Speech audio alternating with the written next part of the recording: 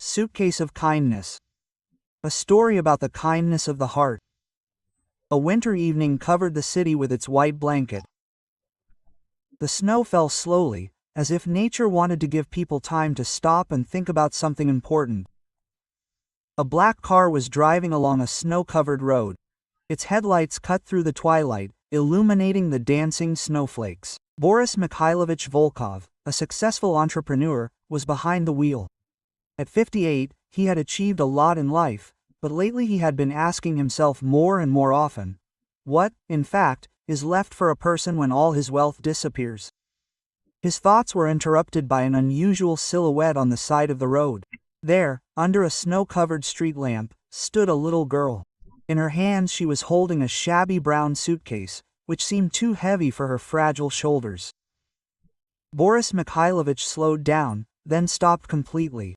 Something inside him did not allow him to pass by. Perhaps it was a memory of his own childhood, when kind people helped his family in difficult times. He rolled down the car window. Cold air rushed into the car, bringing with it the smell of winter and loneliness. "Girl," he called quietly. "What are you doing here?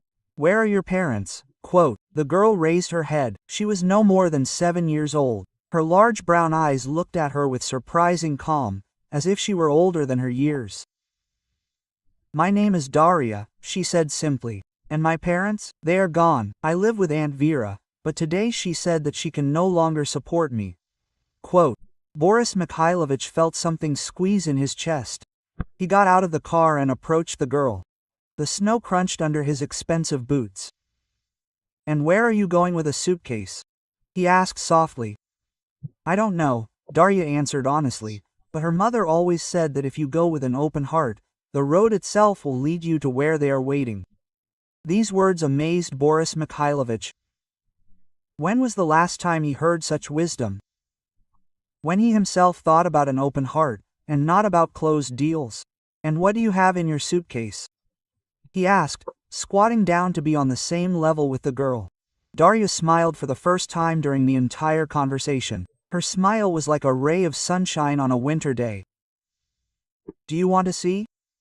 She carefully opened the locks of the suitcase. Boris Mikhailovich expected to see children's things, toys, but inside there were completely different things. Old photographs, letters tied with a ribbon, a small wooden box, a worn book of poems, dried flowers.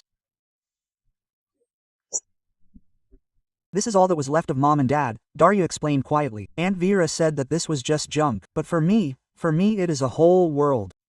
Each thing remembers their love." Boris Mikhailovich picked up one of the photographs. It showed a young woman with the same kind eyes as Daria and a man in a military uniform. "Dad was a military doctor," the girl continued. "He said that the greatest wealth is what we give to other people. And Mom was a teacher. She always repeated that kindness is the only currency that will never depreciate." These simple words echoed in the soul of Boris Mikhailovich. How many years had he spent chasing profit, forgetting what was really important? "Daria," he said slowly, "wouldn't you like to live with me?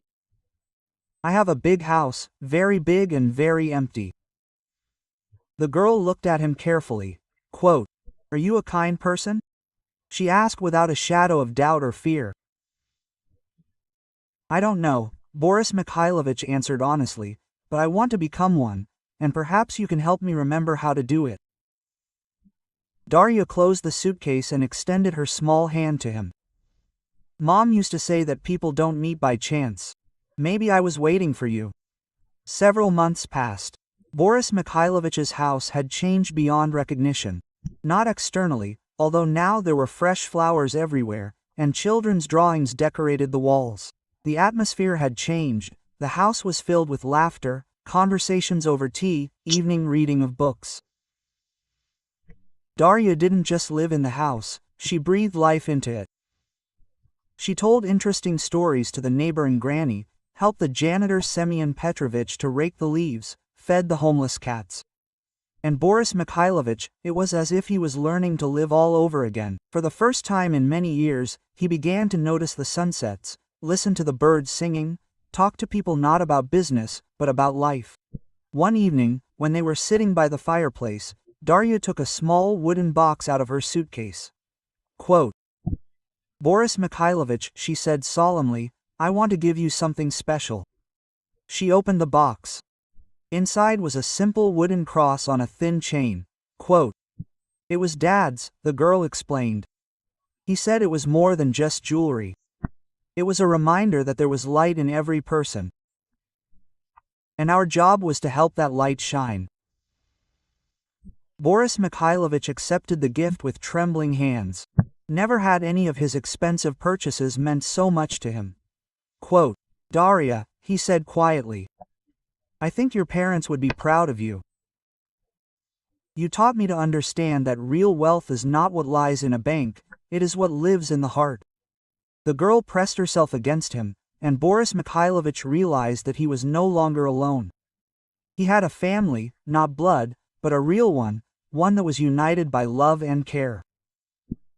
And in the corner of the room stood a shabby brown suitcase.